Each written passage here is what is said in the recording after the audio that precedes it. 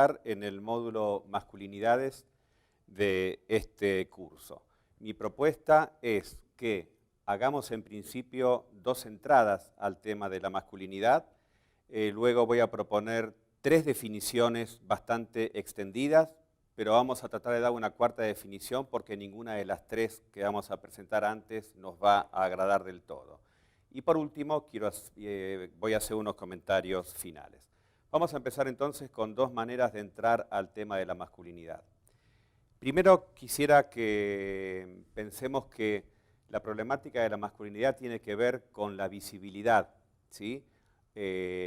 O tiene que ver también con la ceguera. Por ejemplo, imaginémonos que un varón se muestra delante de un espejo, ¿sí? Probablemente ese varón se vea a él mismo, ¿sí? Sobre todo si es un varón, ¿qué les puedo decir?, de clase media, un varón blanco, seguramente que se verá a sí mismo, ¿sí? El espejo le devuelve eso que es, sin ninguna caracterización, sin ninguna marcación. Probablemente, si un varón gay o si un varón trans se mira en el espejo, seguramente que el espejo no le va a devolver sencillamente su imagen, su imagen de varón, sino que le va a devolver su imagen de varón trans o su imagen de varón gay. O si una mujer, si podemos comparar eso también en el campo femenino, ¿no? Una mujer blanca, digamos, de clase media se mira en el espejo, probablemente se vea como una mujer, sin embargo, una mujer de color se va a ver como una mujer de color y probablemente también perteneciente a la clase social baja. De manera que acá lo que quiero transmitir respecto de la masculinidad, al menos de lo que es la masculinidad hegemónica, es que justamente le es invisible para los propios varones, ¿sí? Cuando el varón se mira en el espejo, muy por lo general, ¿sí?, no ve ninguna marcación social sobre sí mismo, digamos, sobre sus gestos, sobre su cuerpo, en fin, sobre su imagen. Y esto contrasta con otras formas que existen del ser varón y con las formas que existen de ser mujer. Esa es una primera forma, me parece, de entrar a la masculinidad, ¿sí? Yo veo, pero cuando en realidad me veo en el espejo, no veo nada de todos los condicionamientos y las interpelaciones sociales que operan para que yo sea varón. Lo que el varón del que estamos hablando no llega a ver en el espejo es su propio privilegio. Entonces, si no vemos el privilegio, es muy difícil operar, ¿sí?, sobre justamente esa subjetividad. Esto es un planteo muy interesante que hizo en su momento Michael Kimmel.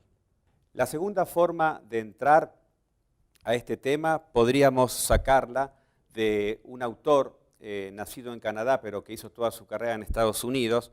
Ese autor es conocido y muy bueno, se llamó Erving Goffman, vivió entre 1922 y 1982. Así como en la primera entrada a la masculinidad hablamos sobre que justamente la cultura nos ciega respecto de los condicionamientos sociales para ser varón cuando nos situamos frente al espejo, ¿sí? Ahora quiero que hagamos otra entrada para pensar que la masculinidad es un estereotipo y que en tanto estereotipo es prácticamente una formulación ideal. Prácticamente el estereotipo nunca existe en la realidad. Goffman escribió un libro publicado por primera vez en 1963. Ese libro se llama Estigma, la identidad deteriorada. Y tiene unos razonamientos muy alucinantes. Dice que todo el mundo es candidato a ser discriminado, a ser estigmatizado. Sin embargo, solamente algunos, teóricamente toda la sociedad que tiene la posibilidad de ser discriminada, solamente algunos finalmente son discriminados. Esto, por ejemplo, lo aplica para pensar a los varones. Prácticamente todos los varones tienen posibilidad de ser discriminados. ¿Por qué? Porque existe un estereotipo que es muy exigente con respecto a lo que debe ser un varón. Lo voy a citar. Por ejemplo, según el consenso general, en Estados Unidos, el único hombre que no tiene que avergonzarse de nada es un joven casado, padre de familia, blanco, urbano, norteño, heterosexual, protestante, que recibió educación superior, tiene un buen empleo, aspecto, peso y altura adecuados y un reciente triunfo en los deportes. ¿Sí? ¿Qué tenemos aquí? Goffman lo dice dramáticamente, pero en formato casi de absurdo. Aquí tenemos un estereotipo sobre lo que debe ser el hombre, o lo que debe ser el varón. Bien, este es el estereotipo, repito, una idea. Es muy útil poner en diálogo esta idea con los números, ¿sí? Nadie dudaría de que ser varón es lo que enumera Goffman, o es casi todo lo que enumeró Goffman. Pero si vamos a los números, prácticamente nadie de los varones cumple con todas las condiciones, ¿sí? Sin embargo, a pesar de que los números son tan chicos, esa idea de lo que significa ser varón sigue estando y nos sigue llamando la atención. Entonces, una manera de entrar en la masculinidad por segunda vez es pensar que, digamos, implica un conjunto de ideas, un conjunto de estereotipos que nos interpelan desde muchos lugares de la vida social. Es una especie de interpelación que está totalmente extendida y totalmente anclada en las instituciones. Como les había dicho, íbamos a pensar en dos temas para entrar en la masculinidad. Ahora vamos a presentar definiciones sobre la masculinidad.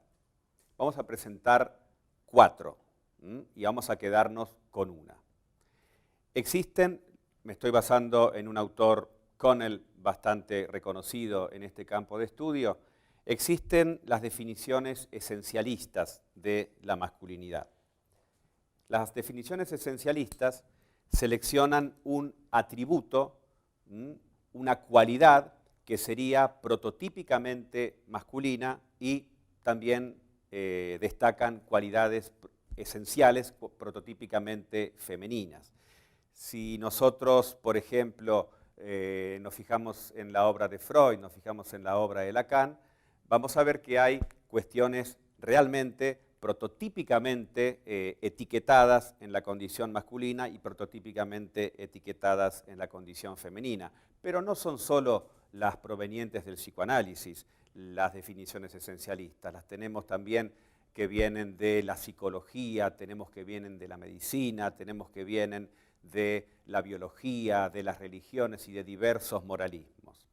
Ahora, si es cierto que hay algo esencial en lo masculino y en lo femenino, estaría bien preguntarse por qué todos estos expertos, reitero, médicos, psicoanalistas, psicólogos, católicos, en fin, etcétera, etcétera, etcétera, por qué estos expertos, ¿sí?, estas personas que apuestan a la definición esencialista, nunca se ponen de acuerdo. Bueno, ahí tenemos una pista, un indicio de que si no se ponen de acuerdo es porque efectivamente se hace muy difícil, si no directamente imposible, hablar de una esencia masculina o una esencia femenina o de cualquier tipo. Luego tenemos las definiciones positivistas, ¿sí? El positivismo, algo así como la panacea del pensamiento científico moderno, entendía que no hay que meterse a ver cuál es el atributo esencial, no hay que meterse en ninguna de esas empresas, digamos, muy raras, hay que sencillamente detenerse a observar los comportamientos que desarrollan varones y mujeres. A través de la observación de los comportamientos y de los pensamientos también, ¿por qué no?, de varones y mujeres, vamos a ver cómo esos hechos bien reales o esas palabras bien reales que nosotros escuchamos nos permite, si las vamos registrando y logramos construir estadísticas, nos permite reconstruir hechos que estadísticamente podemos asignar a lo masculino y hechos que estadísticamente nos salvarían a las claras, ¿sí?, de lo femenino. Y en el medio podríamos armar una escala de más masculino a más femenino, o de más femenino a más masculino. Bueno, es complicado, sinceramente, adherir a esta postura, porque realmente la mirada nuestra no es inocente. Si habíamos hablado, digamos, de que la masculinidad, sobre todo, es una interpelación institucional, que la masculinidad, sobre todo, es una interpelación, efectivamente estamos hablando de que hay un guión cultural, ¿sí?, de que hay un conjunto de preconceptos que efectivamente ponemos en acción cuando nos ponemos a observar y nos ponemos a construir esa escala entre masculinidad y feminidad, ¿sí? Muy probablemente a los observadores que, digamos, toman cuenta de la práctica del sexo receptivo y exclusivamente receptivo por parte de un varón gay, se le ocurra ponerlo cerca del, digamos, el polo masculino. ¿Y qué es lo que indica finalmente que no pueda estar ahí, digamos, en el polo donde no lo metería la mayoría de la gente? Bueno, efectivamente, la existencia de un guión cultural que está muy operativo en nuestra sociedad. Ese guión cultural, por ejemplo, no estaba operativo en otras sociedades, como por ejemplo la sociedad griega, ¿sí? Bueno, luego tenemos las definiciones normativas acerca de la masculinidad.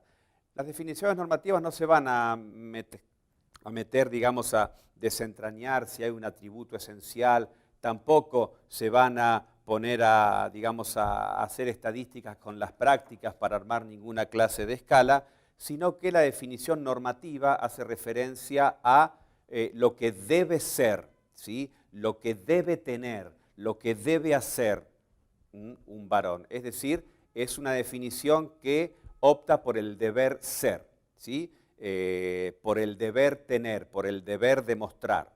Entonces, lo prototípico de de la masculinidad sería justamente demostrar solvencia para convertirse en varón proveedor, ¿sí?, demostrar contención para, digamos, ser el jefe de la familia, ¿sí?, tener una apariencia canónicamente masculina, una apariencia ruda, ser aventurero, ser conquistador, etcétera, etcétera, etcétera. Y esta definición también presenta problemas. ¿Por qué? Porque dijimos que es una definición normativa, ¿sí?, pero sucede que a muchos varones no les interesa cargar sobre los hombros con una apariencia ruda, cargar sobre los hombros con ser casi héroes deportivos a toda costa, cumplir con, digamos, el conjunto de apariencias que por lo general se le endilgan sistemáticamente a los varones. Entonces, ¿qué clase de norma es aquella que no solamente casi todos no cumplen, como decía Goffman, sino además esa norma a la cual casi nadie adhiere? Otra vez, si nos metemos a definir lo masculino, la masculinidad, mejor dicho, desde esta versión normativista, probablemente también hagamos mal. Entonces, me gustaría proponer la siguiente definición de masculinidad. La traigo del texto que tenemos en la bibliografía de Robert Connell, Masculinidades, un clásico ya a esta altura, un texto publicado en castellano en el año 2003. Apenas la estilizo. De ahí que podamos definir la masculinidad como un lugar dentro del sistema de relaciones de género, sistema históricamente construido. Y que ese lugar consiste, por un lado, en las prácticas a través de las cuales los varones y las mujeres lo ocupan, y por otro, por los efectos que dichas prácticas generan en la experiencia corporal, en la personalidad y en la cultura. Quisiera en este momento hacer una especie de reflexión que ponga en danza lo que vinimos trayendo. Sobre todo cuando iniciamos nuestra conversación, yo hablé de definiciones de la masculinidad respecto de la feminidad, digamos, de lo femenino. Pero ahora quisiera que hagamos unos comentarios donde pongamos en relación las distintas formas de masculinidad, ¿sí? Por ejemplo, este autor de que les hablaba, Robert Connell, hace una tipología de masculinidades que es la siguiente, muy interesante. En principio habla de las masculinidades hegemónicas. Efectivamente, las masculinidades hegemónicas son aquellas masculinidades más legítimas, aquellas, ¿sí?, que representan por antonomasia el modelo de varón que construye interpelaciones mediante una sociedad en un determinado momento histórico. Paradojalmente, la masculinidad hegemónica numéricamente es la más floja. Ya lo habíamos visto con Goffman. ¿Quién cumple con tantas categorías, ¿sí? con tantos requisitos, digamos, para ser varón? Muy pocos. Pero sin embargo, y acá está el gran dato para la sociología, es que son muy pocos y sin embargo esa imagen valorativa la tenemos casi todos. Goffman decía, los valores centrales de una sociedad pican poco, pero todos nos rascamos. Luego tenemos las masculinidades subordinadas. Efectivamente aquí tenemos que hablar de, por ejemplo, las masculinidades gays y las masculinidades trans. Efectivamente, son masculinidades que tienen que vivenciarse y experienciarse, abriéndose paso muchas veces a los codazos a través de las obturaciones que le pone la masculinidad hegemónica y su gran conjunto de instituciones. La masculinidad subordinada no es solamente una cuestión de estigma a nivel de interacciones cara a cara. La experiencia de la masculinidad subordinada se vive a nivel jurídico, se vive a nivel político, se vive a nivel médico. Fijémonos, por ejemplo, cómo el matrimonio igualitario, más allá de todo, digamos, lo que ha conseguido aquí en Argentina, avanza poco en relación con todos los países que forman parte, digamos, del mundo. O fijémonos, digamos, cómo la jerarquía, por ejemplo, de la Iglesia Católica no revisa sus posturas respecto de esto. Bueno, entonces, ahí si no revisa la postura, tenemos que hay ciertas masculinidades, digamos, no alineadas a lo hegemónico, que no pueden desarrollar su propia espiritualidad. Y esto es muy complicado, porque así esta religión, junto con otras, por supuesto, estaría creando una subjetividad divorciada de su cuerpo, ¿sí? De la corporalidad. No podría vivenciar la corposubjetividad, lo cual, la verdad, deja bastante que desear desde un punto de vista humano. Luego tenemos las masculinidades cómplices, concepto interesante y, por cierto, doloroso.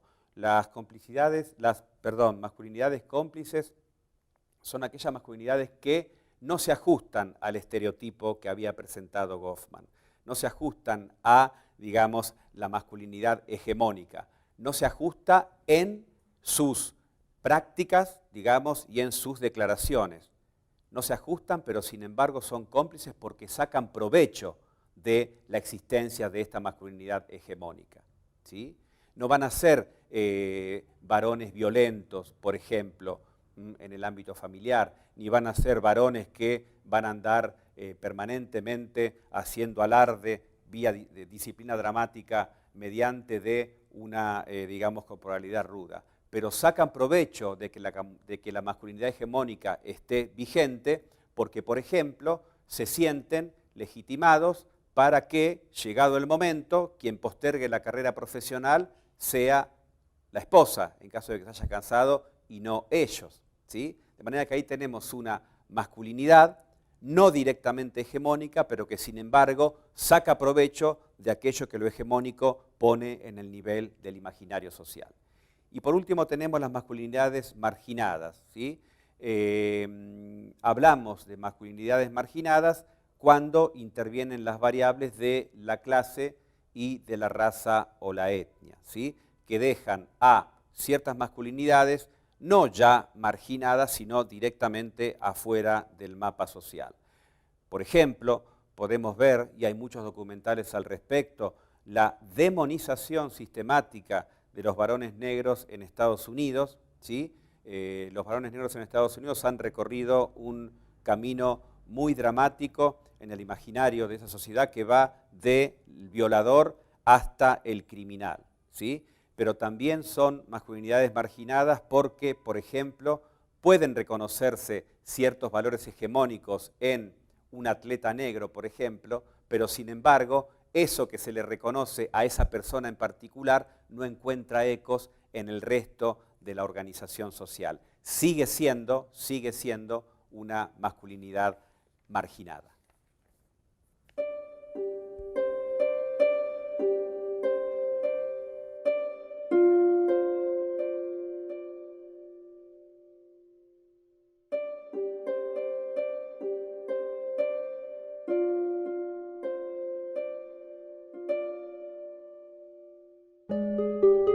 Recorrer un cuerpo en su extensión de vela es dar la vuelta al mundo, atravesar sin brújula la rosa de los vientos. Islas, golfos, penínsulas, diques de aguas embravecidas. No es tarea fácil, sí placentera. No creas hacerlo en un día o noche de sábanas explayadas. Hay secretos en los poros para llenar muchas lunas. El cuerpo es carta astral en lenguaje cifrado. Encuentras un astro y quizá deberás empezar, corregir el rumbo cuando nube, huracán o aullido profundo te pongan estremecimientos. Cuenco de la mano que no sospechaste.